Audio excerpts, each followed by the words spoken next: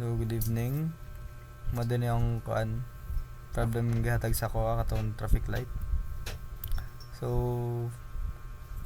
nag-declare ta diri og kuan duha ka declaration, which is ang kaning string color og int duration.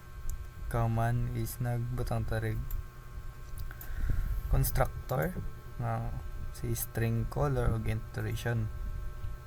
Kaman nagbuhat ta tarig method ang pangalan kay change color nya string new color, tapos yung public boolean is red nya mag-return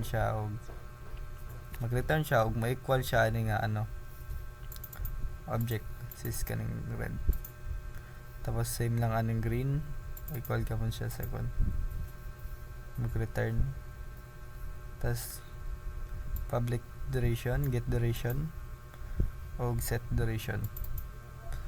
Tapos diri sa main nato is nag-instantiate aning traffic light to light.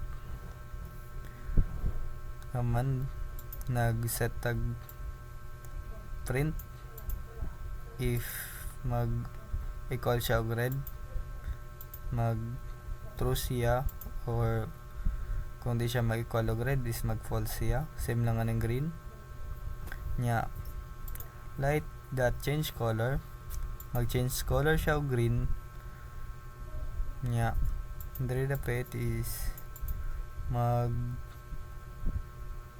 light is now mag-true ni siya diri dapat is green.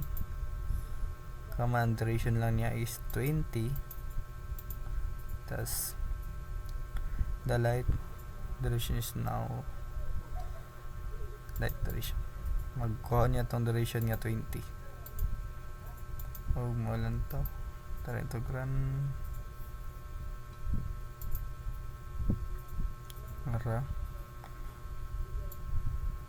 ina niya gikuan is red, gitro niya kay nag-equal man siya. Kahuman ang green kay false, kahuman na pod kani giset niya green, so nag-true na siya nga gigit niya tong duration niya kani diri dapat kaman giset na pod niya mo na siyang 20.